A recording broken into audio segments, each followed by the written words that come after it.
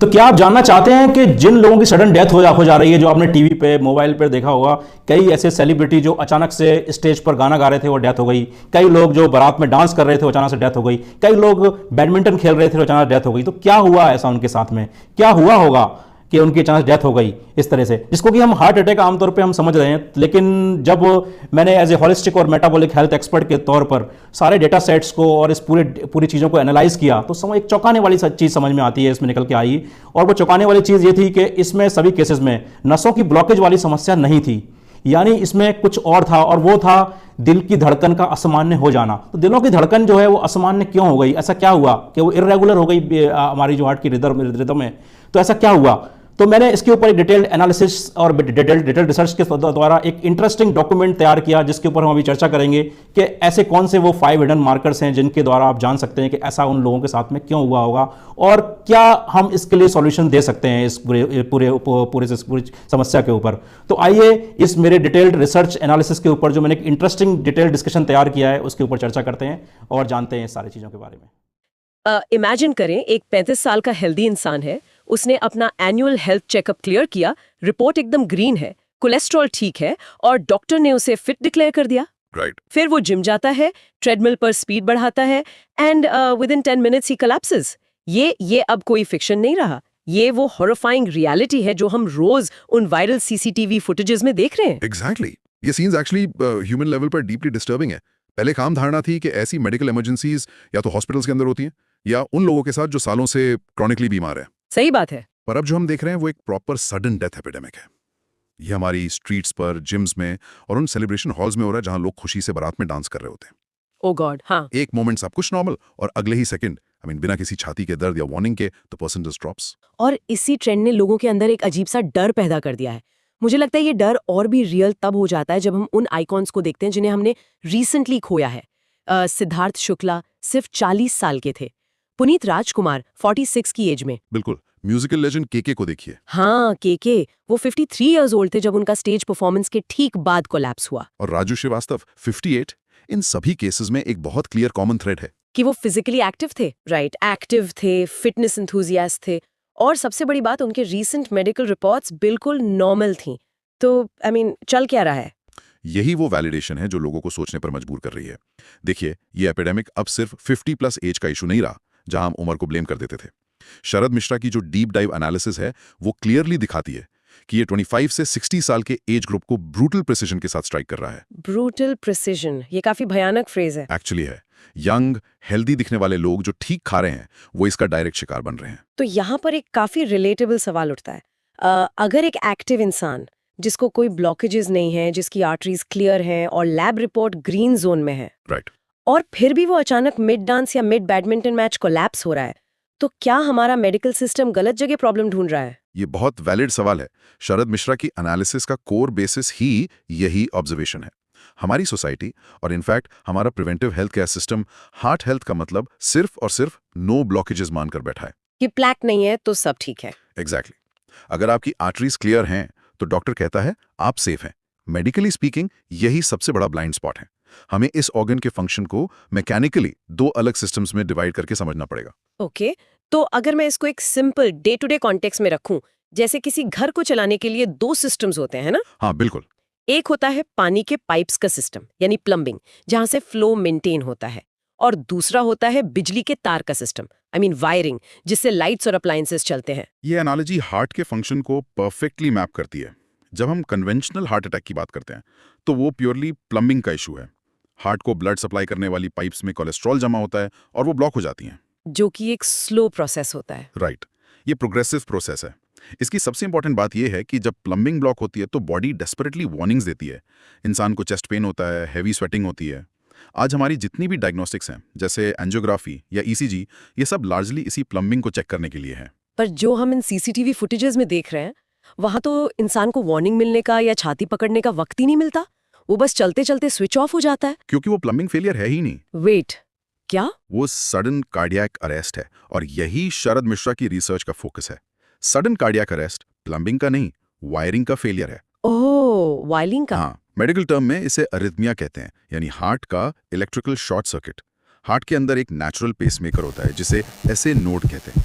ये एक master switch की तरह हर सेकंड एक प्रिसाइज इलेक्ट्रिकल सिग्नल भेजता है। और जब ये वायरिंग फेल होती है तो वो मास्टर स्विच अचानक काम करना बंद कर देता है। हार्ट एक्चुअली बीट करना बंद नहीं करता, वो इफेक्टिवली फड़फड़ाने लगता है, जिसे क्विवर करना कहते हैं। इलेक्ट्रिसिटी आना बंद नहीं हुई है, पर वो इतनी क्योटिक हो गई है कि पंपिंग एक्शन जीरो हो जाता है। जैसे शॉर्ट सर्किट होने पर घर की लाइट फ्लिकर करती है और फिर फ्यूज उड़ जाता है। एग्जैक्टली। बाकी खुश हो रहे हैं जबकि घर का फ्यूज बॉक्स जलने वाला है।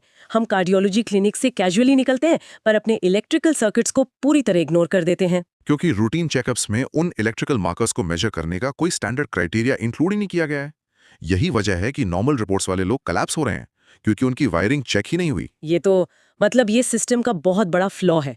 पर चलो ये समझ आया कि वायरिंग फेल हो रही है, पर एक और सवाल है, ये सब अचानक अभी इतना फ्रीक्वेंट क्यों हो गया है? आप पास्ट जनरेशंस की बात कर रही हैं। हाँ, लाइक हमारे दादा परदादा भी तो फिजिकली बहुत एक्टिव थे। वो खेत में हैवी फिजिकल एक्सर्शन करते थे, बारातों में घंटों डांस करते थे। उनके साथ तो ये अचानक शॉर्ट सर्किट इस स्केल पर नहीं होता था। सही बात है। इस हिस्टोरिकल शिफ्ट का जवाब शरद मिश्रा की 2026 की मेटाबॉलिक रिसर्च एक नए कॉन्सेप्ट के थ्रू देती है। इसे कहते हैं high biological entropy. Biological entropy, ये टर्म थोड़ा हैवी लग रहा है।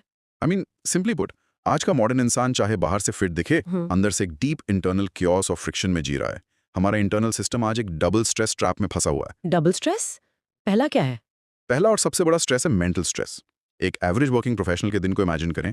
सुबह उठते ही 50-100 मैसेजेस, फिर toxic traffic, deadlines, EMIs. Oh, the usual everyday anxiety. Right. इस कांस्टेंट मेंटल फ्रिक्शन की वजह से दिमाग का जो स्ट्रेस कंट्रोल सेंटर है, जिसे एचपी एक्सिस कहते हैं, वो परपेचुअली ओवरवर्क कर रहा होता है। बॉडी लगातार फाइट और फ्लाइट मोड में रहती है, जैसे पीछे कोई शेर पड़ा हो। तो हमारा इंटरनल इंजन पहले से ही रेड लाइन पे चल रहा है। बेस आरपीएम बहुत हाई है। अब इस हाई मेंटल लोड के ऊपर जब हम अचानक एक सडन फिजिकल एक्सर्शन ऐड कर देते हैं तो डिजास्टर स्ट्राइक करता है। जैसे इंटेंस जिम या लाउड हॉल पे डांस करना। एग्जैक्टली। ऑफिस के एक्सट्रीम स्ट्रेस के ठीक बाद प्री वर्कआउट पीकर हैवी वेट्स उठाना। एचपीए एक्सिस लिटरली एक्सप्लोड कर जाता है। सिस्टम में एड्रेनलिन और कोर्टिसोल का एक मैसिव फ्लड आ जाता है।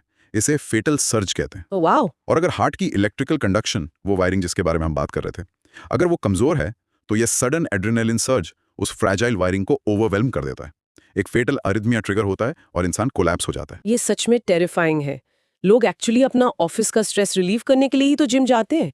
उन्हें लगता है वो हेल्दी हो रहे हैं, पर उनका इंटरनल फ्यूज बॉक्स इस सर्ज को झेलने के लायक बचा ही नहीं है। उन्हें आइडिया ही नहीं होता। पर अगर ये वायरिंग सच में इतनी ब्रिटल हो चुकी है तो कोई इसको ट्रेस कैसे करेगा? क्योंकि लैब्स तो जैसा आपने बताया नॉर्मल का सर्टिफिकेट दे चुकी हैं। शरद मिश्रा का प्रोटोकॉल यहाँ मेडिकल रिपोर्टिंग को चैलेंज करता है। उनका कहना है कि जब ब्लड रिपोर्ट पर नॉर्मल रेंज लिखा होता है, वो इसेंशियली उस लैब में आने वाले लोगों का एवरेज है, और आज सोसाइटी का एवरेज इंसान अंदर से बीमार और इन्फ्लेम्ड है। तो नॉर्मल का मतलब सिर्फ ये है कि आप बाकी बीमार लोगों जितने ही एवरेज हैं। एग्जैक्टली। अगर ऑप्टिमल लॉन्जेविटी और एक स्ट्रॉन्ग हार्ट चाहिए तो हमें नॉर्मल को छोड़कर 2026 ऑप्टिमल मार्कर्स पर आना होगा। ये एक बड़ा माइंड शिफ्ट है। हम एवरेज को हेल्दी मान रहे थे, तो ये ऑप्टिमल मार्कर्स हैं क्या? ऐसे कौन से हिडन मार्कर्स हैं जो मेरी लैब रिपोर्ट मिस कर रही है? शरद मिश्रा की रिसर्च 3 हिडन मार्कर्स को डाइसेक्ट करती है। शुरू करते हैं मार्कर ए से, मैग्नीशियम और पोटेशियम। इन्हें दी इलेक्ट्रिकल स्टेबलाइजर्स कहा जाता है। Wait, magnesium? Normally heart health की बात हो तो लोग कैल्शियम या ओमेगा 3 की बात करते हैं। मैग्नीशियम इतना क्रिटिकल क्यों है? क्योंकि मैग्नीशियम वो प्राइमरी मिनरल है जो हार्ट सेल्स के अंदर और बाहर इलेक्ट्रिकल ग्रेडियंट मेंटेन करता है। ये सेलुलर गेट्स का चौकीदार है। आज मैक्सिमम लोग क्रॉनिकली लो ऑन मैग्नीशियम है। ऐसा क्यों? हमारी डाइट तो रफली वैसी है ना? नहीं, 2 मेजर रीजंस हैं। पहला, मॉडर्न एग्रीकल्चर की वजह से मिट्टी पूरी तरह डिप्लीट हो चुकी है।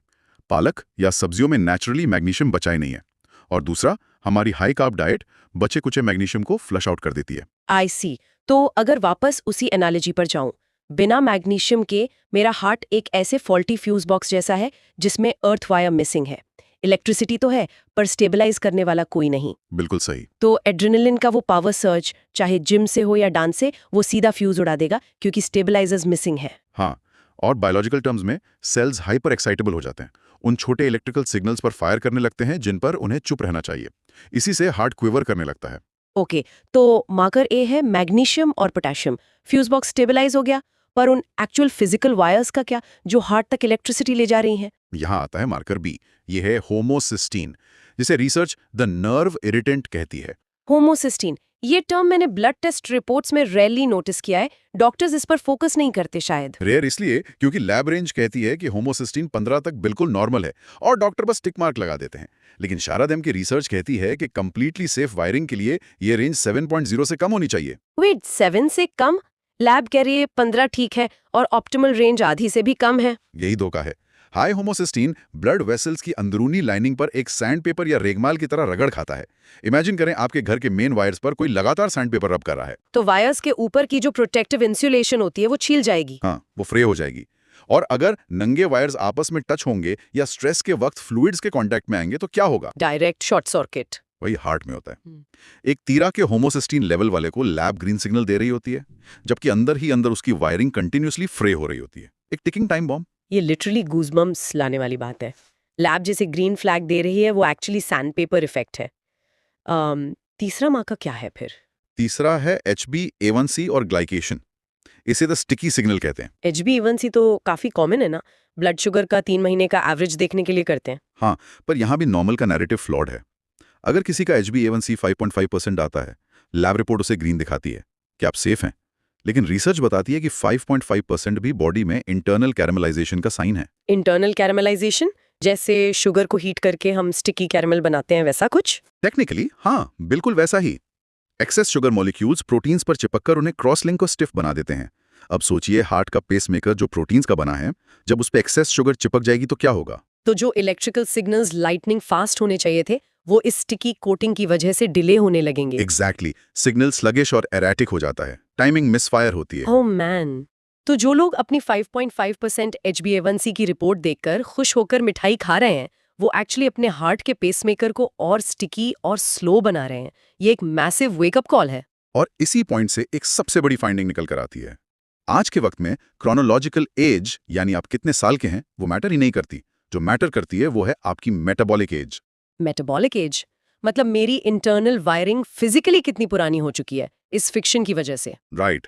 अगर एक 30 साल के इंसान का होमोसिस्टीन हाई है, मैग्नीशियम डिप्लीटेड है और HbA1c 5.6 है, तो मेडिकली उसकी उम्र 30 साल नहीं है।